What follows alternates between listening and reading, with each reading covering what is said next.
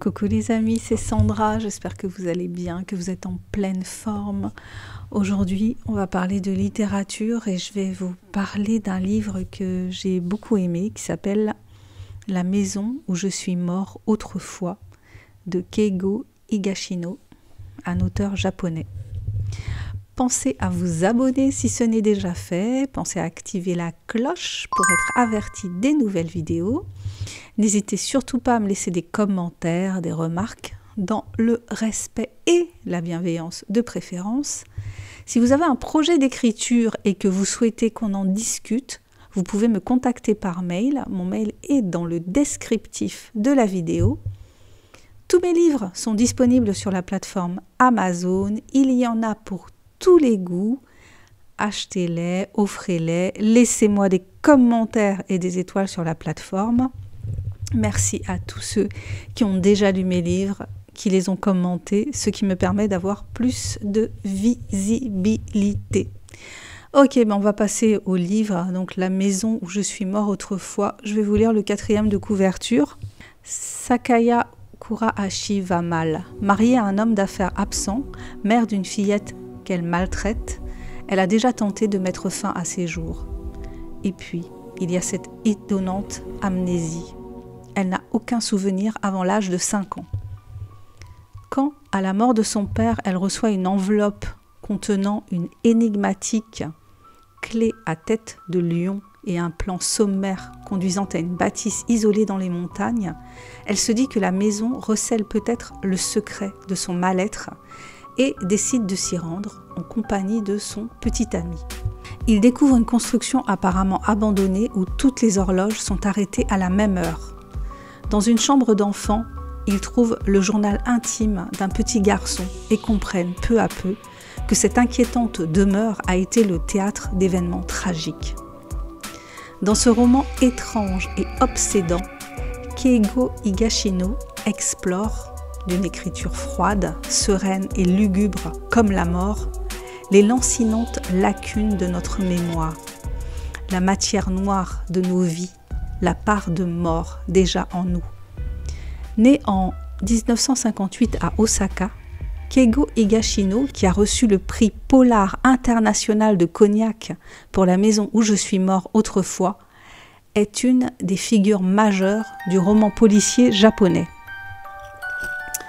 Alors, qu'est-ce que j'en ai pensé de ce livre, de ce roman ? Bah écoutez, c'est le premier roman que je lis de cet auteur et franchement, il me donne envie d'en découvrir d'autres. Ce titre, La maison où je suis mort autrefois, eh ben moi j'adore. Et la couverture, je la trouve vraiment étonnante. Et c'est ça qui a retenu mon attention en fait dans mon choix. Donc la couverture et le titre, je trouve qu'ils sont harmonieusement associés, ils sont harmonieusement liés. La couverture représente donc 2 enfants de type asiatique qui ressemblent à des poupées. Ils sont vêtus de blanc, on dirait de très jeunes mariés, ce qui donne une impression assez étrange, assez dérangeante. On pourrait les voir posés sur un gâteau, mais c'est quelque chose de bizarre, leur attitude. Ils sont reliés l'un à l'autre par un foulard ou un mouchoir blanc qu'on dirait tacheté de rouge, de sang. Donc le titre et la couverture m'ont paru vraiment juste après avoir lu le roman. J'ai trouvé que le livre était très rapidement angoissant. La lecture était rapidement angoissante pour moi. L'écriture, elle est prenante, elle est captivante.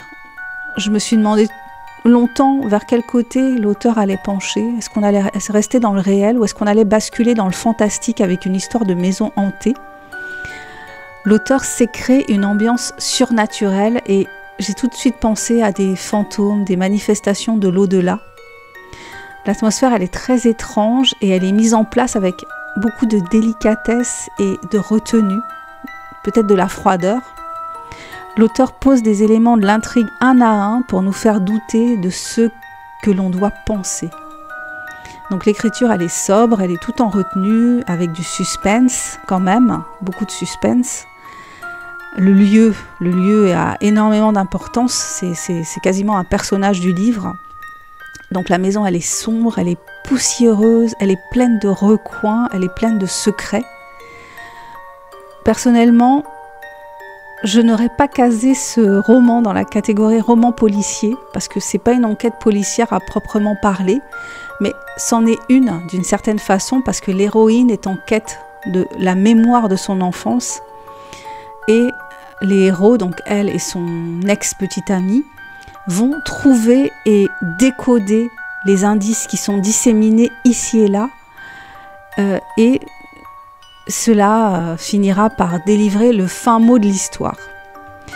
Donc le comportement de Sayaka, qui est l'héroïne, indique qu'elle a subi des traumatismes et justement on s'inquiète de ce qu'elle va découvrir, de ce qu'on va découvrir avec elle. Je ne veux pas trop vous en dire, je ne veux pas vous spoiler parce que je pense que parmi ceux qui viennent souvent sur ma chaîne, il y en a qui vont prendre plaisir à lire ce roman. Donc en tout cas, moi j'ai beaucoup apprécié cette lecture, j'ai beaucoup apprécié de découvrir cet auteur. Et si vous aimez les livres d'atmosphère comme ça, et où la peur est distillée et puis on ne sait pas trop vers quoi on va, je pense que vous apprécierez beaucoup ce livre. Voilà, écoutez, aujourd'hui on a parlé de littérature, ça faisait longtemps qu'on n'avait pas parlé de littérature. Eh bien, je vous remercie de votre passage sur ma chaîne. J'espère que le sujet de la vidéo vous a intéressé. Pensez à vous abonner et à activer cette cloche.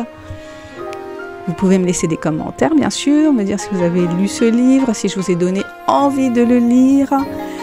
Comme vous le savez, je suis écrivaine indépendante et tous mes livres sont disponibles sur la plateforme Amazon en version papier et en version numérique. Vous trouverez les liens vers mes livres juste en dessous de la vidéo.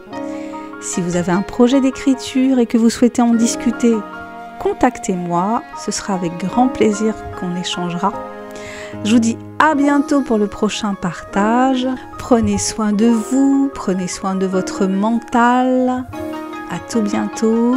Bisous.